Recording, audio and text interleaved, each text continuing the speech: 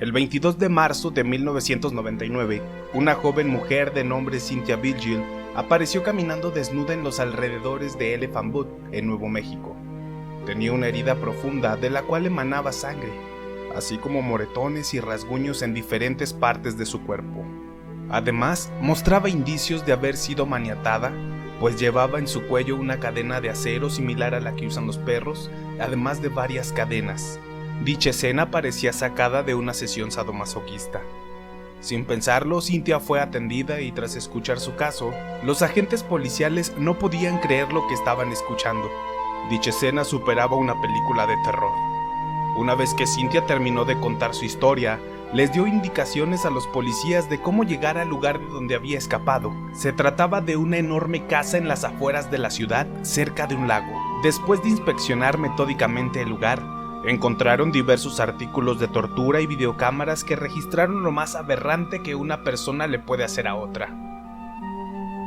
Y es así como comenzamos el primer podcast de The Error Show, mismo que estaré subiendo cada viernes por la noche para compartir aquí un poco de las historias que el internet nos ha regalado. Historias que van desde asesinatos, misterios sin resolver, mitos y leyendas, pero sobre todo misterios que solo unos pocos conocen. Mi nombre es Santaeus y te estaré acompañando por unos cuantos minutos a un viaje desolador e inquietante, donde tu mente se pondrá en contacto con tus más oscuros deseos y formarán parte de este relato. Y siguiendo un poco la historia de un inicio, hoy hablaremos sobre David Parker Ray, el asesino de la caja de juguetes. David nació en Nuevo México el 6 de noviembre de 1993. Sus padres, Cecil y Nadie Ray, eran pobres y vivían con los abuelos, en un pequeño rancho donde criaron a David y a su hermana menor, Peggy. El padre de David era borracho, por lo que siempre que salía a beber sabían que llegaría golpeándolos a todos. Y bueno, esto no es nada diferente, creo que la mayor parte de las personas en aquellas épocas, su diversión siempre era salir a un bar, estar con los amigos y beber. Y no digo que en todas partes haya sido lo mismo, pero la mayor parte de los casos, las personas que abusaban del alcohol siempre golpeaban o ejercían un poco de violencia con sus familias. Entonces, por ahí es un poco muy complejo explicar esta situación. Entonces tenemos, por un lado, que David creció en una familia que era violentada por su padre, e incluso además de ser pobres, esto impactó mucho en la personalidad de David desde muy corta edad. Por ese tiempo era muy inseguro y le costaba comunicarse con los demás, ya que pensaba que si decía algo que no fuera lo correcto sería golpeado por su padre. Aquí, pues como sabemos, si ejerces violencia sobre tus hijos, ellos pueden crecer con un puño de problemas que van a ir denotando ante la sociedad, y eso es algo que siempre va a estar presente. Pero bueno, como sabemos, esto es parte de la fórmula que hace o predispone a las personas a ser más adeptas a la violencia, es decir, una parte que conforma al humano para ser un asesino. Todo esto de la violencia, de la inseguridad y los daños que le llegaron a pasar a David duró más o menos 10 años desde el nacimiento de David, hasta que un buen día su madre se había cansado de los malos tratos y sobre todo la vida deplorable que le estaba dando el padre. Es decir, estaban pasando por una situación muy tensa, muy aguda. Entonces tenemos la situación de los golpes, que no había dinero y tenían muchas bocas que mantener contando los abuelos. Entonces supongo que la madre decidió, pues básicamente, divorciarse de Nettie, el padre de David. Una vez que se divorcian, se toma la decisión de enviar a David y a Peggy a vivir con sus abuelos en un rancho rural. Entonces aquí la vida de David y Peggy dio un giro muy dramático. Ahora ya no tenía una persona que le pegara, ya no estaba Nettie que lo estuviera maltratando, que lo hiciera sentirse mal.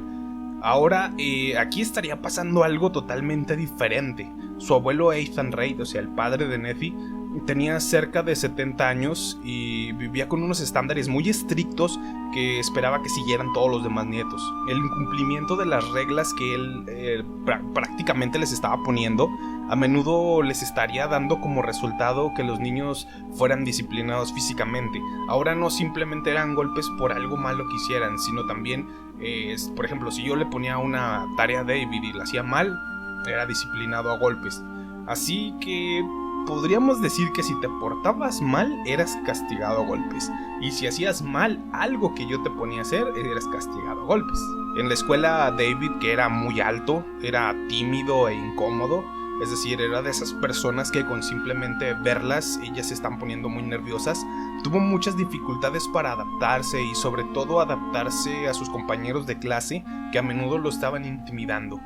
El bullying pues siempre ha existido y no es algo que se haya descubierto el siglo pasado. Siempre desde la antigüedad se ha dado este tipo de acciones.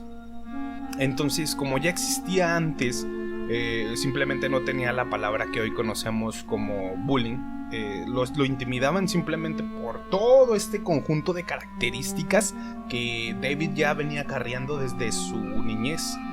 Y como los niños pues básicamente son lo que son niños, se encargaban de mostrarlo, o sea, de agrandarlo, y sobre todo se encargaban de joder a David, así decirlo, ¿no? O sea, de en su casa tenía un mal rato, estaba pasándola mal.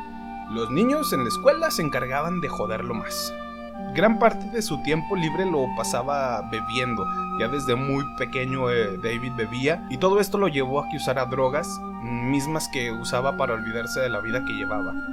Pues si bien se había salvado de los golpes y las humillaciones de su padre, su abuelo se estaba encargando de seguir con esta macabra tradición de la que David pensó haberse salvado. Durante este tiempo, David comenzó a desarrollar su fascinación secreta por el sadomasoquismo. Tenía una colección de fotografías eróticas que él mismo adornaba, incluso ponía personas normales y las dibujaba como si fueran esclavos. Le gustaba mucho el acto de la sumisión, y además él mismo le encantaba hacer dibujos sadomasoquistas. En cuanto a todo esto, aquí David fue como cosechando un poco más de los gustos que más adelante estaría reflejando ante la sociedad, chicos. Después de la secundaria, trabajó como mecánico automotriz, donde se apasionó por esta profesión y obviamente le echó todas las ganas por aprender algo que a él le gustaba. Él ya no era, digamos, un cero a la izquierda, aquí ya estaba siendo productivo y él lo sentía. Después de que David consiguió este trabajo, aprendió todo lo que sabía sobre mecánica automotriz, un día, como todos los estadounidenses, tuvo que unirse al ejército y servir. Entonces, de nuevo, trabajó como mecánico y gracias a los conocimientos que ya tenía anteriormente, recibió una baja honorable del ejército. Es decir, se fue a su casa con todos los honores, no fue ningún desertor como los demás asesinos seriales que más adelante estaremos hablando. En ese momento de su vida, David apenas estaba acariciando algo de reconocimiento por sus actos, sin recibir ni un solo castigo. Supongamos que él se sentía tan satisfecho que intentó sobresalir en su trabajo, pero desgraciadamente él ya estaba corrompido por los pensamientos más grotescos que jamás nadie se atrevía a imaginar. David poco a poco estaba idealizando sus gustos de manera física, es decir, estaba buscando cómo hacer todo lo que alguna vez fantaseó, tener una esclava sexual a la que pudiera hacerle todo y sin reprimirse. Así que un buen día ideó un plan, mismo que llevaría a cabo más adelante, como todos ya conocemos la historia, y para aquellos que no, pues permítanme explicarle.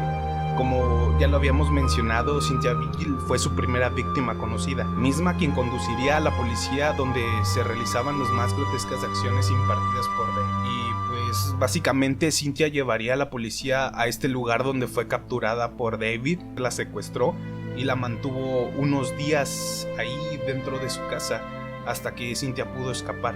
Cynthia comentó a los policías que para poder escapar tuvo que enfrentarse en una fuerte pelea con la esposa de su captor. Aquí en este punto se me había olvidado mencionar que David ya se había casado.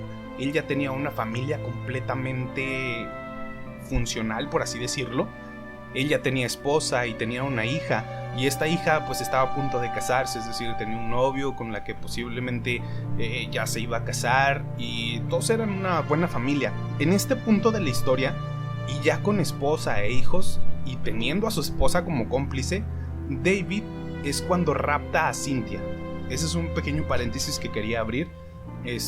Quería comentarlo simplemente para que se sitúen un poquito más en este pequeño relato.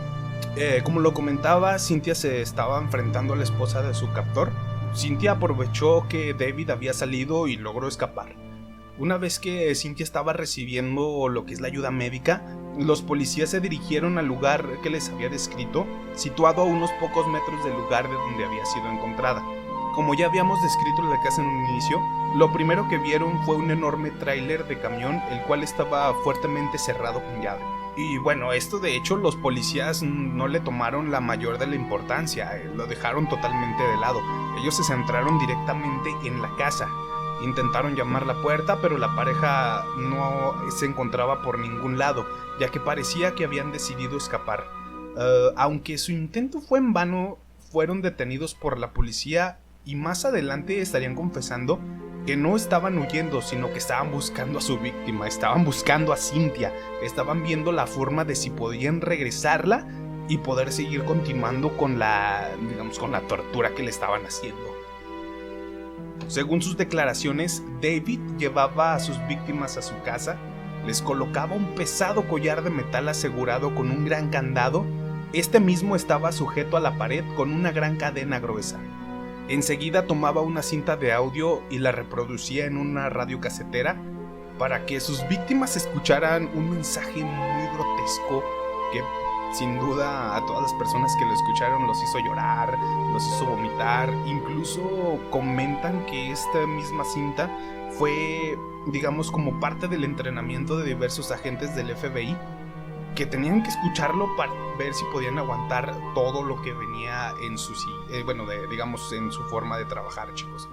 Esta parte de la cinta pues nunca salió a la luz, sino que se tomó un pequeño fragmento, el cual decía lo siguiente: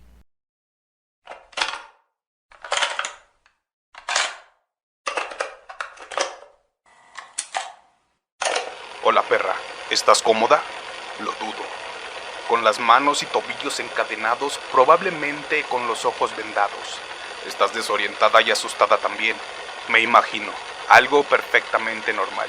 Considerando las circunstancias, voy a contarte en detalle por qué fuiste secuestrada, qué es lo que te va a ocurrir y cuánto tiempo vas a estar aquí.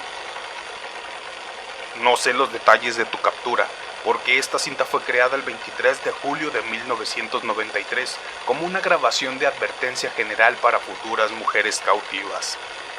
Has sido elegida, seleccionada por tu cuerpo y por tu aspecto. Me gusta el sadomasoquismo, así que cuando siento esa urgencia voy por una chica. Probablemente piensas que vas a ser violada y puedes estar segura que eso pasará, pero esa es la parte fácil. Tus muñecas y tobillos están encadenados y estás amordazada porque no te gustará cómo lo hago. Te quedarás aquí, desnuda y encadenada. Estarás colgada del techo por las muñecas y te azotaré muy fuerte, con palmetas, cuerdas, látigos y gatos de 9 colas o con lo que me plazca. Dicen que soy frío y que no escucho, que trato a las personas como objetos para sentir placer. Supongo que tienen razón hasta cierto punto. He traído a 37 mujeres con el mismo objetivo, o puede que algunas más, pero ninguna ha escapado. No lo consiguieron y tú no serás la excepción. En esta cinta David deja bien claro sus reglas. Como sabemos, es su Biblia, su forma de actuar ante esta situación y sobre todo el cómo debe comportarse su víctima. Es difícil siquiera imaginar qué es lo que sentían sus víctimas al escuchar este horripilante mensaje. Como podemos ver, la primera parte de la tortura es totalmente psicológica. David y Cindy, que es su esposa, se me había olvidado mencionarlo, disculpen, le mostraron centenares de fotografías de mujeres encadenadas y sodomizadas. Comenzaron las descargas eléctricas durante varias horas hasta que Cynthia cayó totalmente cansada. Al día siguiente la llevaron a la habitación que llamaban The Dirty Room, en español podría traducirse como el cuarto sucio, donde la colgaron del techo mediante un sistema de cadenas y poleas muy bien hechas. Este maldito de David era un maldito perfeccionista. Y una vez que la suspendieron en el aire, es decir, que la colgaron, para los que no entiendan, le realizaron toda clase de abusos con juguetes sexuales, la laceraron, la cortaron, la dieron con látigos y cuerdas, es decir, le hicieron un martirio tan grande que Cynthia cayó totalmente rendida. Digamos pues que David era un torturador cruel y despiadado. pero comentaban que Cindy, su esposa, resultó ser igual de agresiva que su pareja, sobre todo cuando azotaba a Cynthia con látigos y cuerdas. Dicen que la azotaba tan fuerte que le abrían la carne de los golpes. Una vez que terminaban con la sesión en el cuarto sucio, Cynthia era llevada a la sala de estar, totalmente encadenada, mientras que David se sentaba en la sala a beber, a ver televisión y a fumar cigarrillos como toda una persona normal. Hágame el jodido favor. Justo esa noche, antes de dormir, Cindy se acercó a Cynthia y le dijo que la llevarían a la caja de juguetes, es decir, a The Toy Box. Justo ese nombre resultó que resonaría tanto en la cabeza de Cynthia que no dejaba de pensar en ese lugar y que incluso podría ser mucho peor a lo que ya había pasado. Entonces, de cierto modo, esto motivó a Cynthia a luchar más por su vida, a tratar de salir ya para que no le pasara nada. Pero cuando estaba a punto de conseguirlo, Cindy la agarró por sorpresa y comenzaron a forcejear. Digamos que fue una lucha de vida a muerte y Cynthia sabía que de ello dependía su vida. Es decir, si salía, iba a vivir, y si se quedaba, iba a morir por todo lo que ya había tratado de hacer. Cindy le clavó un picayelo a Cynthia, pero no sé cómo Cynthia alcanzó a agarrar una lámpara que estaba cerca de por ahí y golpeó tan fuerte en la cabeza a Cindy. Cindy quedó totalmente aturdida y Cynthia fue en esta ocasión la ganadora y pudo salir de la casa. Y es aquí donde comienza todo lo que ya les había comentado al inicio del podcast.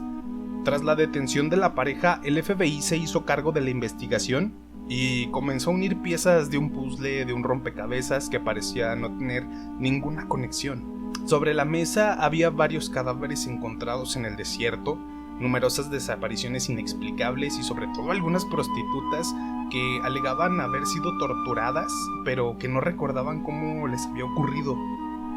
También se descubrió que David no solo contó con la ayuda de Cindy, sino que tuvo dos ayudantes más, como ya les había comentado, su hija Glenda y Dennis Jency, el prometido de su hija Glenda.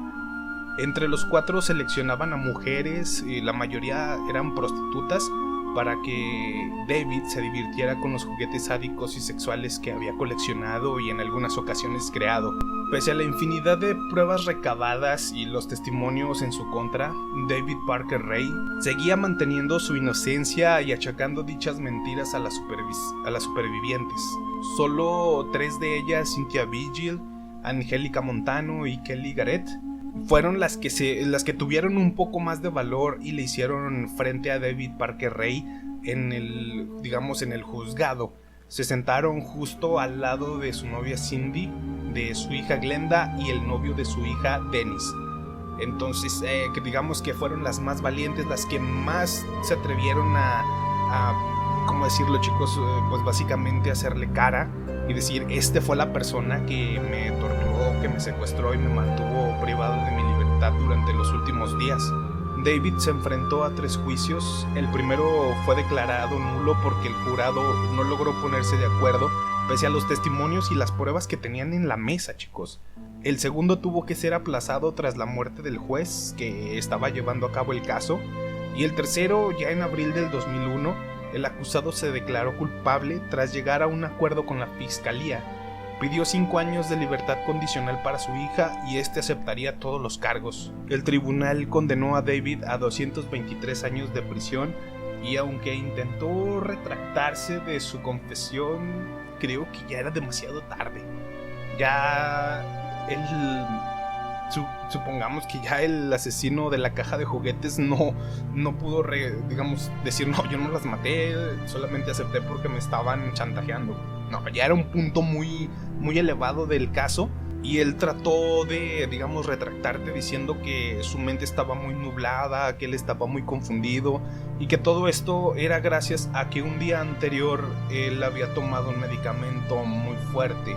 Entonces el juez firmó el tratado de autosentencia y tras el veredicto y digamos que ya una vez que tenían a David en la bolsa, que ya sabían que David era el asesino de la caja de juguetes, que él había perpetrado todos estos asesinatos, que ya estaba a punto de llevar de empezar una nueva vida en prisión, el desgraciado de David jugó la última de sus, digamos, cartas, ¿no? Llevó su última carta a la mesa y no sé cómo pasó, pero le dio un infarto. Entonces David cae muerto y no va a la cárcel durante un largo tiempo como todos esperaban. No se pudrió, no fue asesinado en la silla eléctrica. Entonces el maldito se fue totalmente libre de cualquier castigo. Y además de esto, se dice que se llevó a cabo la cifra final de las víctimas asesinadas. Y bueno, gracias a todos por haber escuchado este podcast. Me gustaría que en Instagram estuvieran poniendo todo lo que les pareció acerca de este pequeño relato. Me pueden seguir en Instagram como @goreapp, GOREAPP, goreapp. Y ahí mismo pueden estar viendo algunas de las pequeñas mini historias de asesinos seriales que estoy subiendo, además de datos interesantes de internet como videos encontrados que no tienen explicación, historias que a lo mejor no conocías y que ahí puedes encontrar. Soy Antaeus de Gore, chicos, y estoy muy agradecido de que me hayan escuchado en este primer capítulo piloto de los podcasts de The Error Show. De igual manera, gracias por haber sintonizado este pequeño podcast, ya sea en Spotify o en algunas de las plataformas aledañas. Y quisiera que me comentaran qué les pareció este asesino serial, ¿no? Cada viernes, chicos, estaré subiendo un nuevo podcast si todo marcha bien. No les prometo nada, pero trataré de subir 10 podcasts de que vendría siendo la primera temporada, la temporada 0. Y estaré mejorando la calidad poco a poco, es decir, van a ser 10 episodios de prueba que voy a estar probando diferentes tipos de edición para que ustedes me vayan diciendo cuál les gustó más, y de ahí comenzaremos con la temporada 1. Así que bueno, chicos, sin más que decir, nos estamos viendo, hasta la próxima.